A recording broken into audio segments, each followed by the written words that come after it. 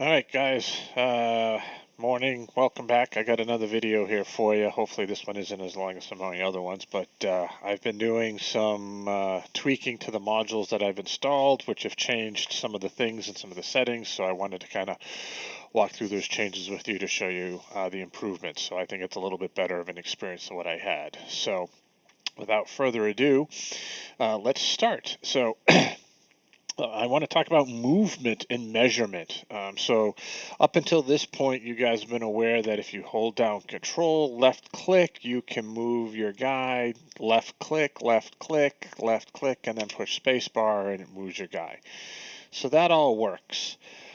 I've added a new module that doesn't require you to hold down Control anymore. So if you just grab your character and start to drag them, it's going to automatically start to measure. And then when you release the left button, it's going to move you to that space. The nice thing about this is it's going to show you your move distance in some different colors. So notice that it's green, yellow, and red.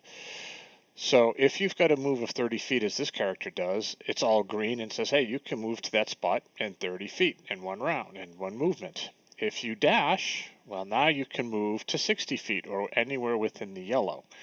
Right, so as you move around, it's showing you the green and the yellow, including diagonals. And then if you exceed that, it turns red to say, oh, it won't prevent you. You can still move it, but it'll let you know when you've exceeded your move allotment. So I think it just will add a nice visual cue as you're moving and figuring out, hey, I want to move 30 feet or 20 feet or whatever. It's going to just do it automatically just by left clicking your guy.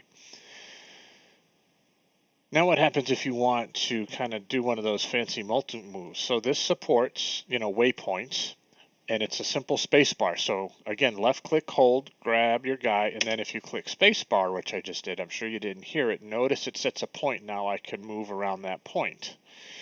And if I push space bar again, it sets another point, and I push space bar again, and I push space bar again. Right now I've got all these points, and then it's going to move across those points. So again, space bar is going to let you to do different move points. So if there's a column that you need to run around or whatever, spacebar is your key. But I think this will greatly help movement, and everybody's saying, well, how far can I move and where can I go? It's going to give you that. Control still works, right? So if you want to do control, you can still do your control and get your measurement distance to say, well, how far is that zombie? Oh, he's 50 feet away. Okay, that's cool. You can still use control. And you can still use the measure ruler up top on the left, right off of the basic controls, click measure, and then you just, left click and hold, and it's going to give you that. So again, I think that's going to really help in regards to movement and understanding what's going on. So that's one change. The other one is I've updated, changed the module out that I was using for combat. So I'll switch between the DM view and the player view here just to kind of show you what it's going to look like. So not a lot of changes, right? So I'm going to grab our paladin up here. He's going to run up to this zombie, right? We're still going to do the double click to target, and we're going to still use your, inventory longsword, and you're still going to whack them, right? Now, the difference here is it's rolling both your attack and damage automatically. And it's going to do an auto calculation and tell you, does it hit that whatever you've targeted? And it'll say, hey, it hit. Fantastic. Zombies don't have a great AC. And if I keep going, let's do a longsword. It hits. Well, I'm rolling really well. That's a hit. Let's try one. Anyway, you get the idea. And if you miss, which apparently Krusk is never going to miss. 17, natural 20. Okay, so let's talk about natural 20. So it's going to tell you if you miss or hit. So it's pretty straightforward. And again, it's going to auto roll the damage, so no more rolling dice and clicking damage and all that good stuff. Based off of crits, right? So when you roll a natural 20, I haven't set it yet, but what I'm going to do is I'll set it so that the weapon damage is always going to be maxed, right? So notice that when I rolled a crit, it rolled 2d8 because a longsword does 1d8. So there's the weapon, there's your critical roll for 13. I'm going to change it where the first roll die is always going to be max because to me, when you roll a critical hit, the chances that you could actually roll less damage with 2 dice than you would with 1 dice just doesn't make sense to me. So I'm going to max the weapon damage, and then the second die will always be rolled. So you'll always do a minimum of your weapon plus 1 as a crit damage. So that's combat. Now, one thing that this module doesn't do is, if you remember, we could right-click and change to advantage or disadvantage. That doesn't work with this module. But what does work is if I'm saying Krusk has advantage on this zombie, if you hold down the Alt key and then swing,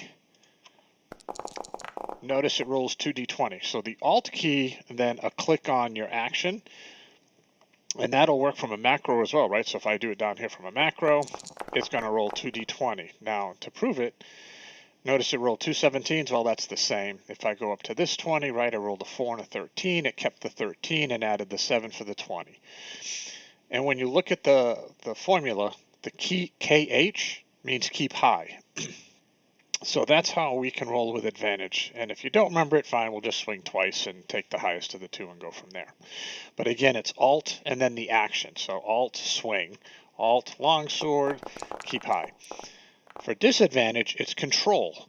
On the Mac, we'll have to test. I wonder if it'll be Command would be my assumption. But if I'm going to say, hey, for some reason you have disadvantage, Command, swing, longsword, natural 1, badly misses, right? But notice it's now... and it was a natural 20 and a 1, so that really sucked that it was with disadvantage. But notice it kept the 1 over the 20, and it says KL.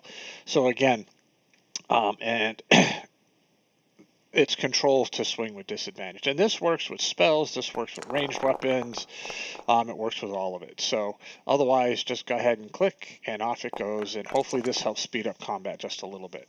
And I'll still be able to, from the DM view, I'll have to be careful about switching over, because what's going to happen is now it's going to roll all these dice, but I'll be able to apply these to the target, vice versa automatically. So I'll take care of that, so no additional work. So again, not a big change from a perspective of, let me go back to here. Not a big change in regards to how it works, but I think it'll be a little bit nicer in how that goes. So let me do one thing. Let me show you spells. Spells are going to do the same thing, right? So I've got this spellcaster. He's going to target this guy. He's going to do his Eldritch Blast from his spells, right? Bam. Rolls to hit, 19, does 1 point of damage, right? Tells you if you hit, etc. And again, if I want to do an Eldritch Blast with, advantage, I just hold down Alt. It rolled it with advantage, and I can do it with disadvantage. So again, it all works the same. The other thing about spells, let me do a spell that does a save.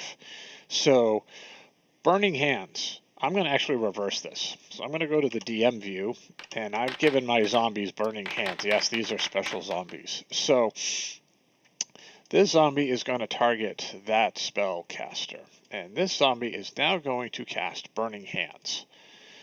And I know I have to be next to you, but just, bear with me because this is demo only, right? So I'm going to highlight it. I'm going to put the Burning Hands over him. It rolls the damage. And it's going to automatically, in the chat, tell us what the saving throw is and its DC.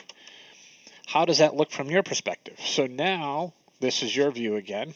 So Sephiroth, you have 2 options to make this save. I could come right to the chat window and click saving throw, so I don't have to go find it, and I click normal, and it rolls the saving throw. And 16 saved, fantastic. You take 5. I can apply it to you from my other screen, or you can still do it, your old way, where you come up here to do save, and you click your dex save, and you click normal, advantage, disadvantage.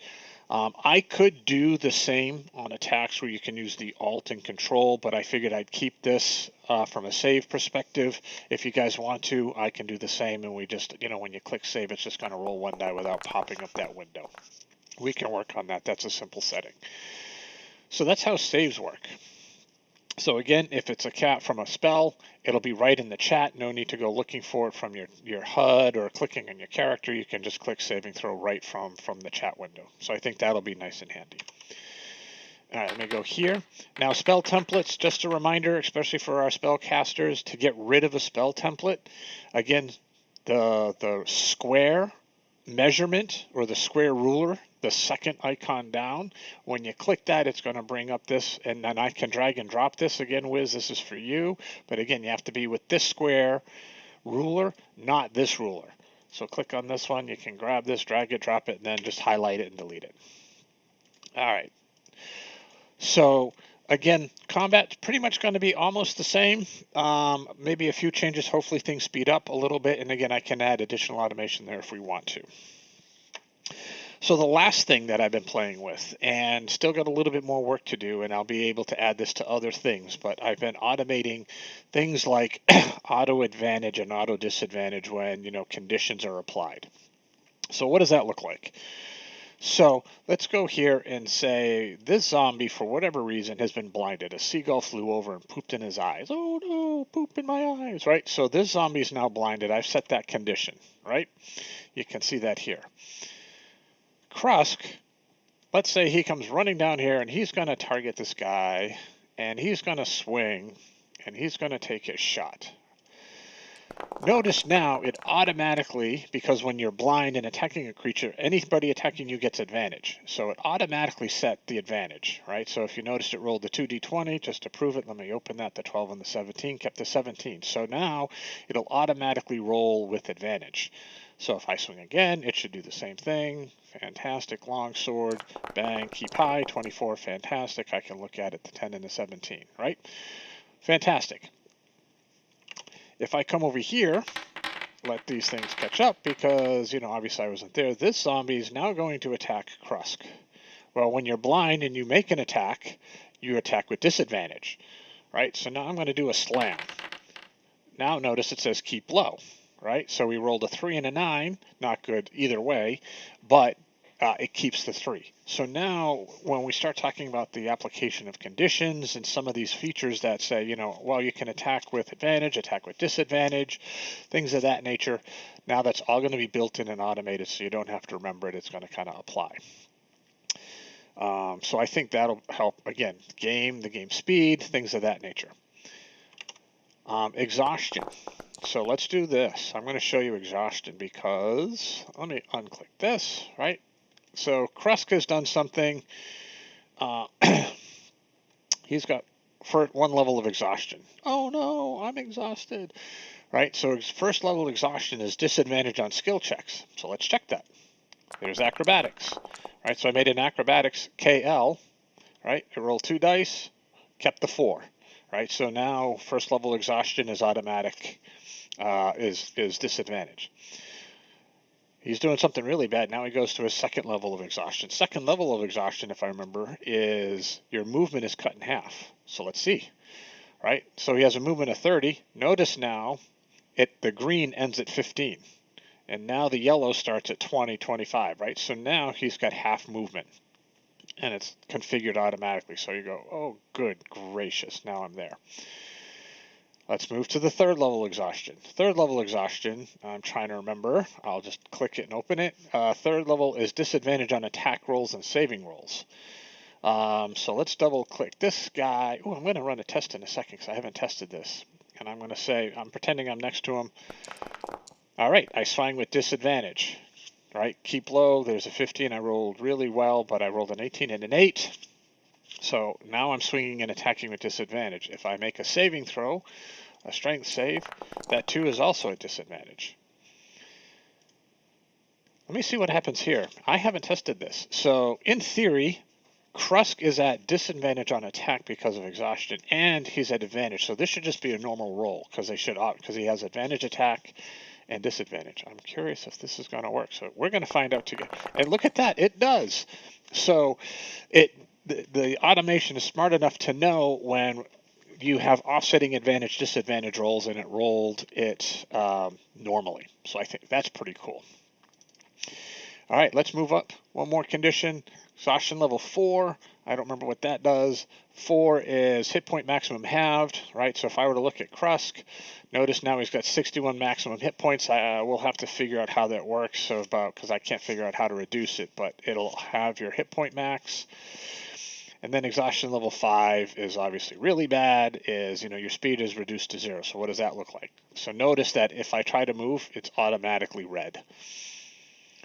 So again, I think I got some more configuration to do on this, but hopefully, we'll be able to apply these conditions and really start to get some simple automation to help, things speed up. So I think that covers everything I wanted to talk about. Oh, sorry.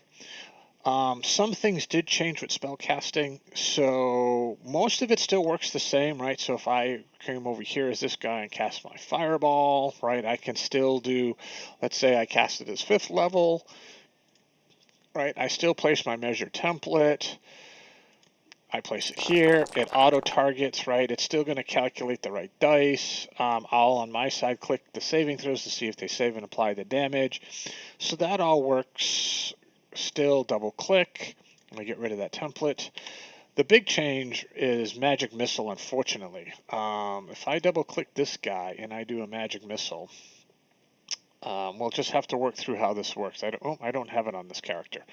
It's only going to roll the 1d4. So we'll have to figure out, do we just do it manually? You can target multiple creatures, right? If I target him and him, come on, shift, okay? And I maybe have something that I can do an Eldritch Blast, or it'll pick both, right? So we can pick multiple. We'll have to figure it out. So when it gets into multi-target magic missiles that do multiple missiles, we'll have to figure that out. So that's one thing that we did lose, but I think everything else around it, the other automation around it, will help improve the gameplay. The other thing that's going to help is it does fix arrows. So if you remember, it didn't include the magic arrows bonus and damage. It now does. I had to do a little bit, but it does work. So he's got +3 arrows locked and loaded. And so here's the +3 to attack, and here's the +3 to damage. So again, I think that'll help. So the big thing's the move, some changes to combat, hopefully a little bit better, some condition automation, and that's what I wanted to show you guys. So looking forward to next week when we get back together, and if you have any questions, let me know. All right, have a great rest of your day.